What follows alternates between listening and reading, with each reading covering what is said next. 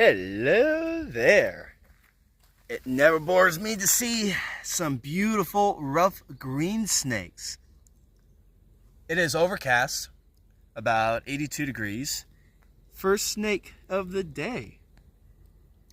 Hopefully, this is going to be a really good sign. So these guys are moving out, get their last meals, and then they're going to climb up into some shrubs at night. I'm going to pick this guy up and let's take a look at this guy. You are pretty. I cannot get enough when it comes to the rough green snakes. I love road cruising these guys. Yeah, you definitely earn yourself for a locality shot because you're really cool. Rough green snake. Well, we're not going to spend too much time with you, bud. As cool as you are, sticking your little tongue out, we're going to go ahead and release you right after I get some pictures. All right, let's see what we got. A really nice, good-looking peninsula ribbon snake. Not your classic brown, but he's got like a little teal stripe going on. Look at this guy. He is magnificent. Like, that is a really magnificent peninsula ribbon. He's got this real nice teal stripe going on. I'm not exactly in the range of the blue stripe ribbons, so this is still your typical peninsula ribbon snake. We are a thunderstorm just rolled through, so now we are hitting activity. He's really pretty. I've seen not so pretty ribbon snakes. I'll definitely give it to this guy. He's definitely one of the more prettier peninsula ribbons that I've seen in this area. So I'll give this guy some credit too, and really good size. So they're moving, they're gonna get their meals in, and the activity is probably gonna pick up at night.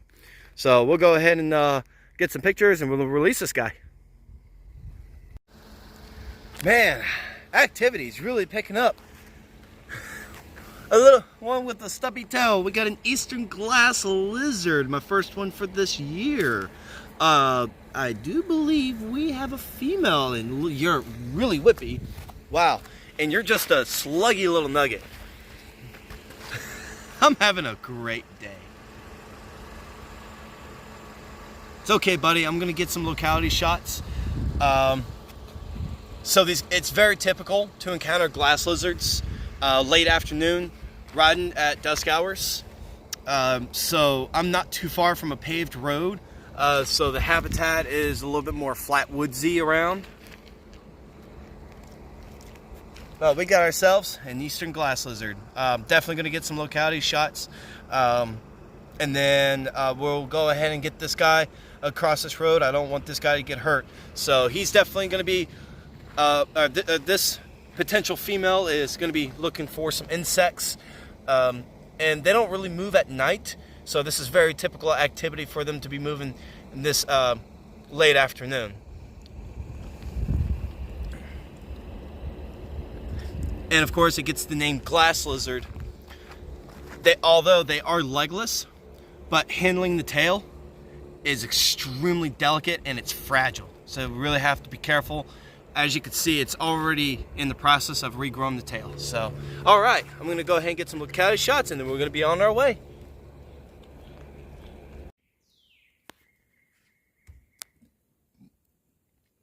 Eastern coral snake. Hot diggity dog. Look at this little nugget of a coral that I just road cruised in an area where I have always known for them to persevere. But it is so hard to road cruise for coral snakes. This guy, he's no more than 10 inches. He's tiny. And this guy is whippy. I'm gonna get some locality shots and then we're gonna do a release video. So now I gotta maintain. He's wicked fast. Look at this guy.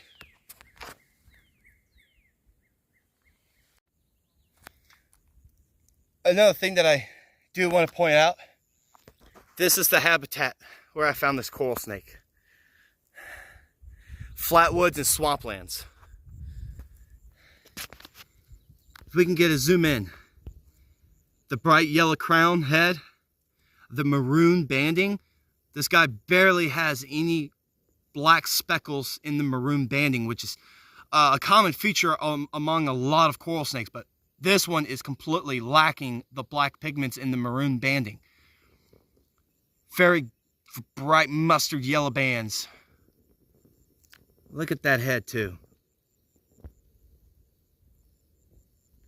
It's kind of hard to imagine. This guy, he's only 10 inches long, estimate. So he's not a very large size coral snake.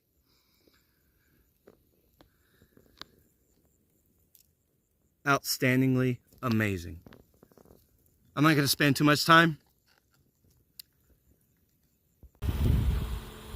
doing some dust cruising. So we got an adult southern banded water snake and a fresh neonate southern banded water snake. Just found them like minutes from each other. This guy, the adult was actually just right off on this corner, and this little guy was like literally, I'd say just a couple feet from it. Now I'm sort of like in some dry pasture lands, some sandy roads. So we got some really, I'd say, really pretty textbook looking southern banded water snakes.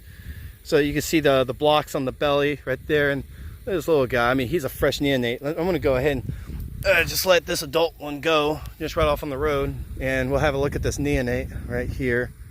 Like just, I'd say within just a couple of weeks. He's a little cute guy.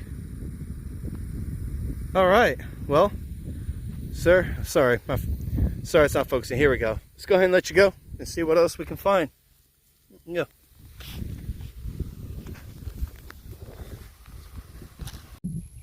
A daytime cottonmouth. I mean, a real big daytime cottonmouth. Yeah, you're looking snazzy. That is a big one. I mean, that is just that is a monster cottonmouth right here. Guys, look at that. Oh, he's got that nice yellow coppery tone to him. That's a really pretty cottonmouth. And guess what? This has been really the only snake I've seen crossing the road. Really the only one. But you are not going this direction, so I'm going to have to take them over here. And really the ditches are dried, so this guy's really far away from water. Yep, late summer, got a nice cotty. All right, we're going to release him, and that'll be it.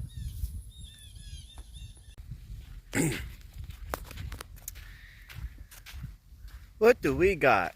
A little bobbling, little rough green snake. Right in the sandhills. First snake of the morning. It's climbing up about 72, 73 right now. Little bit of winds here and there, but I'm really happy to see that there's some morning activity going on. Hey, buddy, you're really pretty. Nice. Yeah, we got ourselves a rough green snake. I got plenty of photographic records for this particular county, so this guy's probably on the move. And as much as diurnal they love to move out in the daytime, looking for some insects, especially some katydids, grasshoppers. So he's probably want to make his way over to the trees. So let's go ahead and get him off the road so he doesn't get run over. Here you go, buddy. All right, let's see what else. All right, well, about 3 minutes after that first rough green snake, now we got another one. We got another one right on this road right here. Wow, look at the belly on this. Second rough green, like literally within 2 minutes. 2 minutes. So I'm having fantastic luck with rough greens, nothing else. So we're hoping that once I continue on, we'll be able to see some more rough greens. So, but yeah. It's not surprising shortly after a hurricane, these guys would be on the move. So these guys can actually tolerate about 70 degrees. So, but we're looking pretty good. So, all right, well, we're gonna go ahead and let this guy go and we'll get him across the road. Next up on the line, a juvenile racer showing some really beautiful blues. Oh yeah, right in the middle of this sandy road. This racer was just chilling. Oh, he is just magnificent. Really beautiful. he's definitely going to be one of those massive big black racers roaming around in these fields. He's probably just going around looking for these amphibians. A lot of these ditches and waterways are really nice and well flooded, so let's go ahead and let this guy go. And with juvenile racers, they are hatched with a blotch pattern. As they get older, this ontogenetic coloration move into a uniform matte black. That's pretty much its normal colorations. So yeah, I'd say within 6 months from now, this juvenile racer is going to lose its blotches and turn into that nice matte black. All right, buddy. I ain't gonna bother you anymore. Real nice, beautiful morning. And a stunning look of a Coachwhip. Definitely one of my top favorite sandhill specimens. Eastern Coachwhips they act very similar to black racers, but these guys have a more specific habitat. They tend to stay in more scrubby, sandy, longleaf pine areas, especially here in Florida. I think this might be, yeah, this is the only successful Coachwhip for 2024. I have encountered a few earlier, but they've always tend to escape from me. But he's a nice little striker, but he's definitely your classic two-tone coloration, where it's from the head to the mid-sized body. Oh yeah, nice and rusty.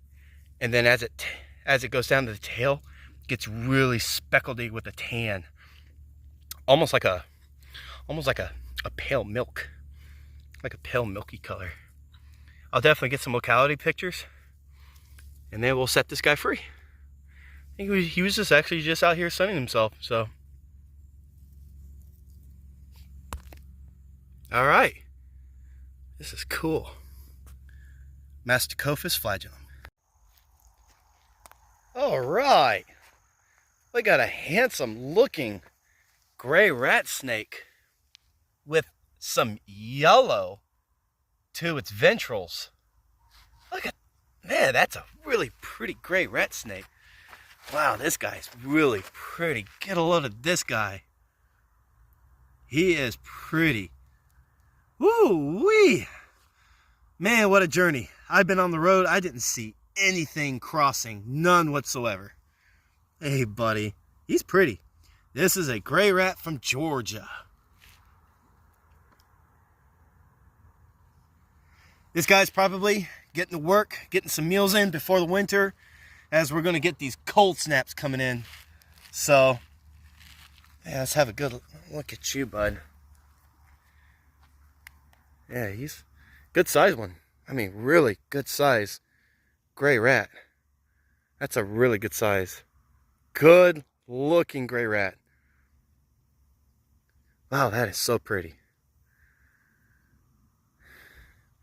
Yeah, this guy's definitely big enough to feed on some field mice or some cotton rats, whatever he can get a hold of. So I won't spend too much time with this guy. I'll definitely get some locality pictures. He's just a beautiful gray rat. Pantherophis spiloidus. Yep.